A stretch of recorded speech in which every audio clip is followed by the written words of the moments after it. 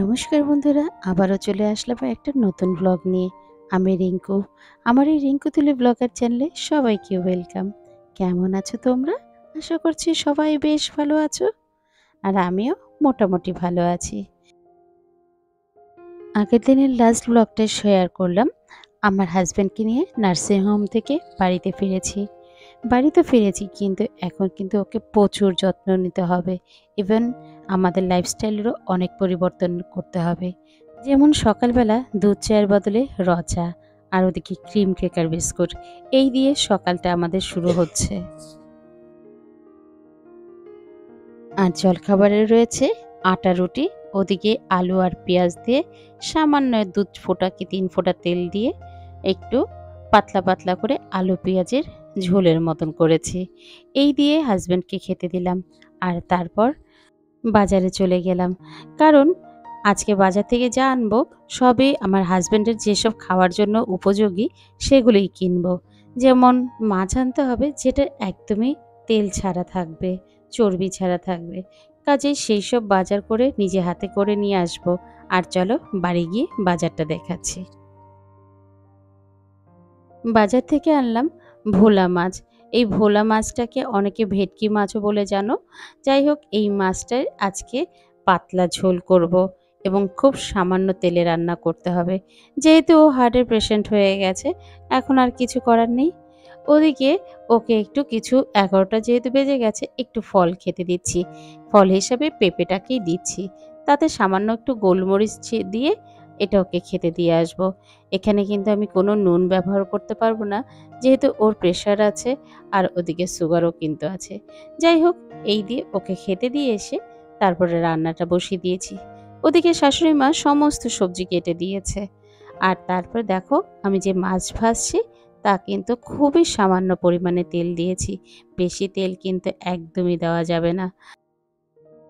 ওর জন্য সারাদিন 2 চামচ তেলে ও রান্না খাবে, সেই পরিমাণে রান্না করতে হবে।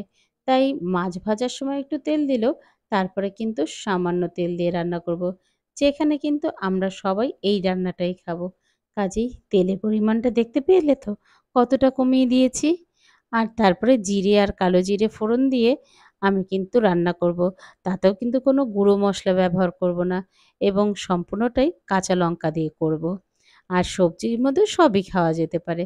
তাই সমস্ত কিছু দিয়ে একটু পাতলা মাছের ঝোল করব, যেখানে মাছ হিসেবে থাকছে ভোলা মাছ। এই মাছটা কিন্তু আমরা অন্য সময় খেলে সর্ষে বাটা দিয়ে খেতাম। কিন্তু যেহেতু এখন ও খেতে পারবে না, ওরও ইচ্ছে হতে পারে, সেই কারণে যে রান্নাই করছি না কেন সেই রান্না আমরা বাড়ির সকলেই খাচ্ছি। এছাড়াও কিন্তু আরেকটা কারণও আছে। বেশি তেল খাওয়া তো কারোরই ভালো না, এবং আমার দেওরও কিন্তু হার্টের পেশেন্ট। সেই কারণে এইভাবে করেই অল্প তেলে মশলায় রান্না করছি।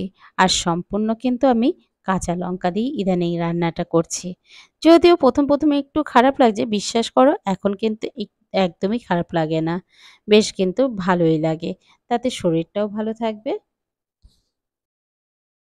এখনো পর্যন্ত তোমাদের যদি আমার এই ভিডিওটা ভালো লেগে থাকে, প্লিজ একটা লাইক কমেন্ট করে দিয়ে যেও। আর তুমি যদি আমার চ্যানেলের নতুন বন্ধু হয়ে থাকো, চাইলে আমার এই চ্যানেলটাকে সাবস্ক্রাইবও করতে পারো। আর অলরেডি যদি তুমি আমার চ্যানেলের সাবস্ক্রাইবার বন্ধু হয়ে থাকো, তাহলে তোমাকে অসংখ্য ধন্যবাদ। বলো তো দেখি আমার ভিডিওগুলো কেমন লাগছে।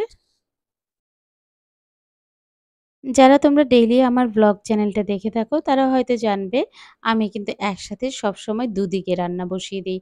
কোনো সময় ওদিকে ইলেকট্রিক কেটলিতে জলও গরম করে নিই যাতে তার রান্নাটা তাড়াতাড়ি হয়। আসলে কি বলো তো, আমাদের রান্নাঘরের সময়টা কিভাবে অল্প সময়ের মধ্যে খুব তাড়াতাড়ি রান্না করতে পারবো সেটা আমাদেরই ঠিক করতে হয়। এটাকেই বলে স্মার্ট ওয়ার্ক।